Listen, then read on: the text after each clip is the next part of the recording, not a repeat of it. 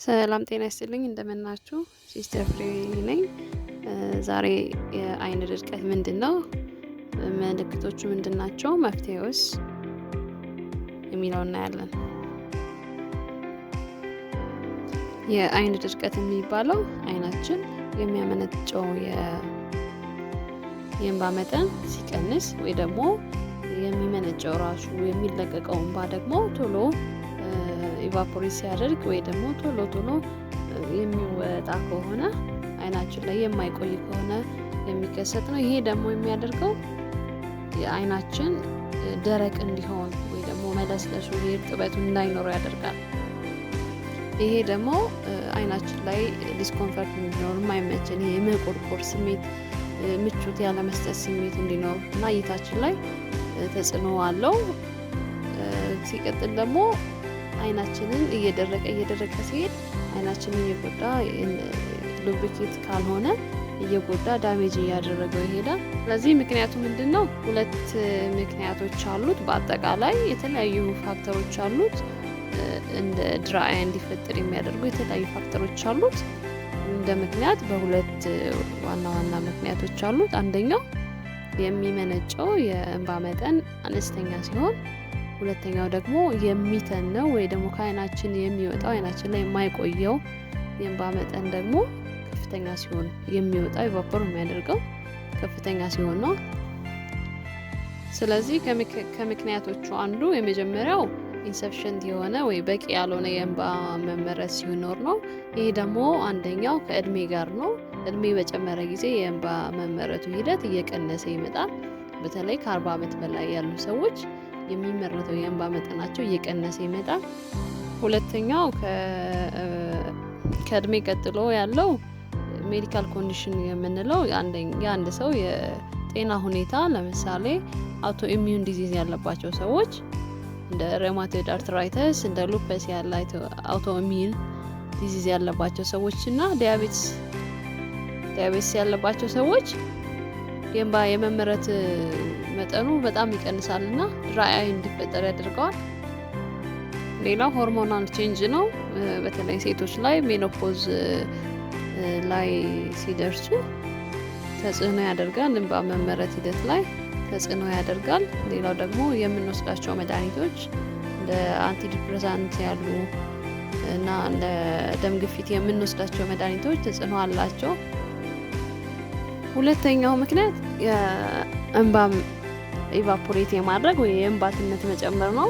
ይህም አንደኛው በዚህ ስር የሚካተተው የአካባቢ ሁኔታ ነው። ለምሳሌ ጭስ ያለበት ቦታ፣ የአየሩ ደረቅ የሆነበት ወይ ደግሞ ንፋስ ያለበት ቦታ እና ሙቀትን ለመከላከል የምንጠቀምባቸው ኤር ኮንዲሽነሮች እነሱም ኢቫፖር ወይ ደግሞ የእንባንትነት እንዲጨምር ያደርጋሉ። ሌላው ስክሪን ታይም ነው። እንግዲህ አሁን ላይ ብዙ ሰዎች እንደው ሁሉም ሰው ማለት ይቻላል ወይ ስልካችን ላይ ወይ ፒሲያችን ላይ የምናሳልፈው ጊዜ በጣም ከቀን ወደ ቀን እየጨመረ ነው።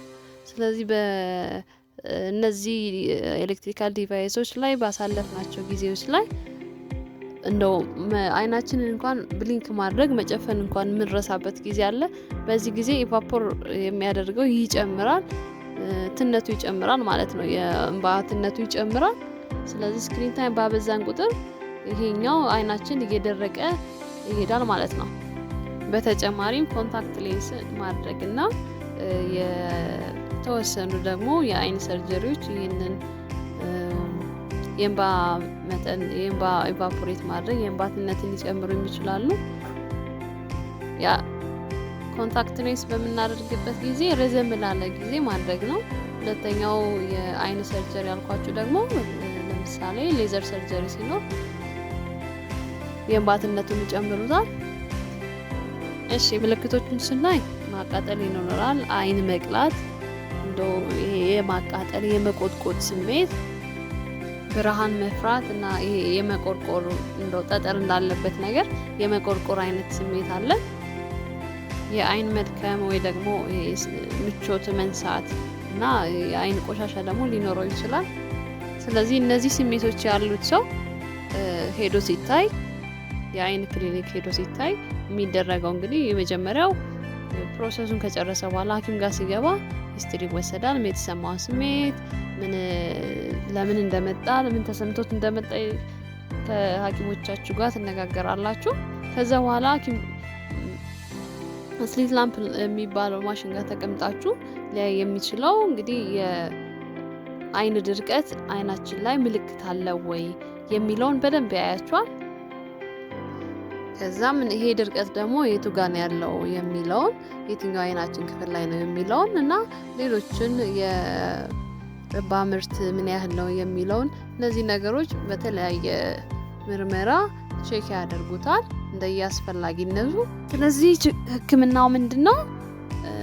አንደኛው መሰረት የሚያደርገው የችግሩ መጠን ምን ያህል ነው፣ ሲቪሪቲው ምን ያህል ነው እና ደግሞ ምክንያቶቹ ውስጥ ምንድናቸው የሚለውን እነዚህ ነገሮች መሰረት አድርጎ ነው የሚሆነው። እንግዲህ አንደኛው የመጀመሪያው የሚሰጠን ነገር አርቲፊሻል ቲር ነው። ይህም ደግሞ እንባ የሚያጥረን ስለሆነ ያቺን እንባ ለመተካት የተዘጋጀ ነው። ሁለተኛው ደግሞ መድኃኒት ሊታዘዝልናል ይችላል። ሌላ መድኃኒት ከአይን ጠብታ ውጪ እንደየአስፈላጊነቱ አንቲ ኢንፍላማቶሪ ወይ ደግሞ ይሄ ቲር ፕሮዳክሽንን የእንባ መመንጨቱን እንዲነሳ የሚያደርግ ምርቱን እንዲጨምር የሚያደርግ መድኃኒቶች ሊሰጡን ይችላሉ።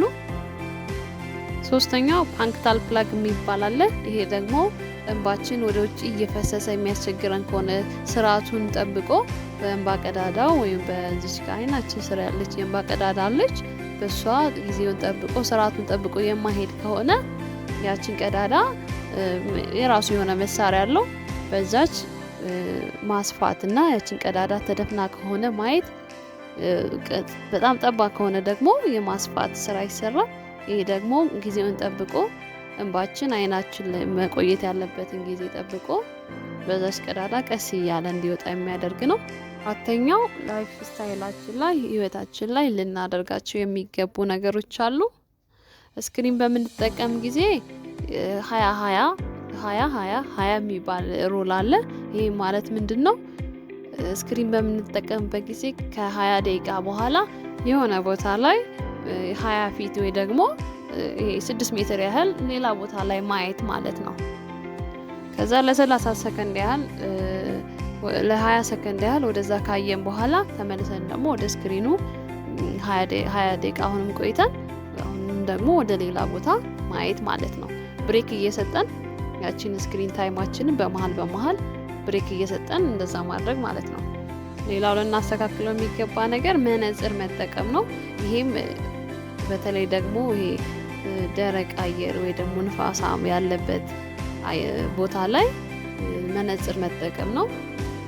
አምስተኛ ምግባችን ላይ በኦሜጋ 3 የበለጸጉ ምግቦችን መመገብ ለቲር ፕሮዳክሽን አስተዋጽኦ አለው። ስድስተኛ ደግሞ እንደ በጣም ሲቪር የሆነ ችግር ካለ እንደ ሰርጀሪም አለው። የመከላከያ መንገዶችን ስናይ ሁሉም ድራይ አይ ወይም ሁሉም አይነት የአይን መድረቅ እንግዲህ በመከላከል ብቻ ይሰራል ማለት አይደለም። ነገር ግን እነዚህ ነገሮች ማድረግ ድራይ አይ እንዳይፈጠር አስተዋጽኦ ሊያደርግ ይችላል። አንደኛው ዊንዲ ወይ ደግሞ ንፋሳማ የሆኑ ቦታዎች ላይ መነጽር መጠቀም ነው።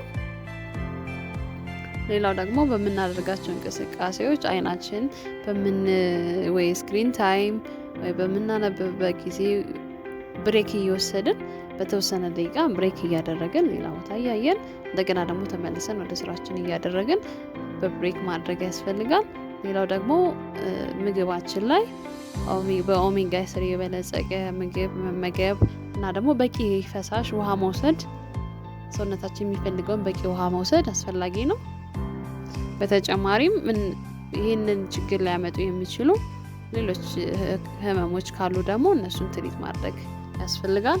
ስለዚህ በአጠቃላይ የአይን ድርቀት፣ ድራይ እነዚህ ነገሮች ስናውቅ፣ መከላከያውን ስናውቅ፣ ማድረግ ያለብን ነገር ስናውቅ አይናችንን እንጠብቀዋለን። በተለይ ደግሞ በጊዜ ሲሆን ጉዳት ከመድረሱ በፊት ሲሆን አይናችን ለመጠበቅና ወደ ድሮ ቦታው ለመመለስ ይጠቅማል። መነጽር ማድረግ ደግሞ ምን ያህል ጥቅም እንዳለው እኔ ራሴ ያየሁት ነው እና መነጽር መጠቀም በጣም አስፈላጊ ነው። ስልካችን ስናይ ፒሲ ላይ ስንጠቀም ረጅም ሰዓት እንቆያለን። ስለዚህ መነጽር መጠቀም አስፈላጊ ነው። በተለይ የኮምፒውተር መነጽር ይሄ ብሉከት የምንለውን አድርጎ እሱን መጠቀም አይናችንን ለመጠበቅ ይጠቅመናል። እሺ አሁን ደግሞ በቤታችን ሆነን ልናደርጋቸው የሚገቡ ቲፕ የሆኑ አስፈላጊ ድራይ አይን ላለባቸው ሰዎች ወይ ደግሞ ለሌለባቸውም ቢሆን ለመከላከል የሚጠቅሙትን ነግራችኋለሁ። አንደኛው አርቲፊሻል ቲር መጠቀም ነው። ይሄን ጠብታ ስንጠቀም ረጅም ጊዜ ብንጠቀም ችግር የለውም። ሁለተኛው ደግሞ በቂ የሆነ ውሃ መጠጣት ነው። ሶስተኛው 20 ያልኳችሁን ይሄ ብሬክ ታይም ያልኳችሁን ሩል መከተል ነው። ስክሪን ታይማችንን ተጠቅመን ከዛ ደግሞ ብሬክ እያደረገን ሰዓት የተወሰነ ሌላ ቦታ ደግሞ እያየን መልሰን ደግሞ ስክሪናችን ላይ ስልካችን ወይ ፒሲያችን ላይ እየቆየን እንደገና ደግሞ መልሰን ለ20 ሰከንድ ያህል ሌላ ቦታ ደግሞ እናያለንና ተመልሰን ደግሞ ወደ ስራችን የምንሄድበት ማለት ነው። አራተኛው ያን መነጽር መጠቀም ነው። አምስተኛው ደግሞ የአይናችን ንጽህና መጠበቅ ነው። ይሄ አይላሽም የምንጠቀም ከሆነ ንጹህ እያደረግን ሬጉላርሊ ንጽህናውን እየጠበቅን አይናችንን ኢሪቴት የሚያደርገው ነገር እንዳይኖር እየጠበቅን መሆን አለበት። ስድስተኛ ስክሪን ታይማችንን መቀነስ እና በተቻለን አቅም ደግሞ ይሄ ብሊንክ ማድረግ። ይሄ ብዙ ጊዜ ስክሪን ስናይ ፍጥጥ ብለን መጨፈን አይናችን መጨፈን እንረሳለን። ስለዚህ ያችን አይናችንን ቶሎ ቶሎ የመጨፈን ኤክሰርሳይዝ ያስፈልገናል። ሰባተኛ የምንጠቀመውን ዲቫይስ ብራይትነሱን ማስተካከል እና አይ ፕሮቴክተር ደግሞ በተቻለ መጠን መጠቀም ያስፈልጋል። ስምንተኛ በኦሜጋ 3 የበለጸጉ ምግቦችን እንደ አሳ ያሉትን መመገብ ያስፈልጋል። ዘጠነኛ ኮልድ ኮምፕረስ እና ሆት ኮምፕረስ መጠቀም ነው። ኮልድ ኮምፕረስ እንጠቀም ያለ ኢንፍላሜሽን ካለ እቺን ሰብሳይ ለማድረግ ይጠቅማል። ሆት ኮምፕረስ ወይ ደግሞ ዋርም ኮምፕረስ እንጠቀም ኦይል ግላንዶቹን ስቲሙሌት ስለሚያደርጋቸው ይሄ ደግሞ ለቲር ኳሊቲ አስተዋጽኦ ያደርጋል። ዋርም ኮምፕረሽን ስናደርግ ከ5 እስከ 10 ደቂቃ እናደርግና እየደጋገምን በቀን ላይ እየደጋገምን እናደርገዋለን። በመጨረሻ አንድ ነገር ልንገራችሁ። ድራይ አይ እና ድራይ አይ ሲንድሮም ይባላል። አሁን ሐኪም ቤት ሄዳችሁ ስታዩ ከሁለት አንዱ ነው ልትባሉ የምትችሉት የአይን ድርቀት ካለ ማለት ነው። ድራይ አይ ሲባልና ድራይ አይ ሲንድሮም ሲባል የተለያየ ነው። ድራይ አይ እንግዲህ ቅድም እንደነገርኳችሁ በተለያዩ ምክንያቶች ብቻ ቴምፖራሪ የሆነ ነገር ነው። የአይን መድረቅ ሲከሰት እነዛ ቅድም የገለጽኳላችሁ ነገሮች ሲኖሩ ነው ድራይ አይ የሚባለው። ዋናው ነገር የሚለየው ቴምፖራሪ ነው። ክሮኒክ የሆነ ህመም አይደለም።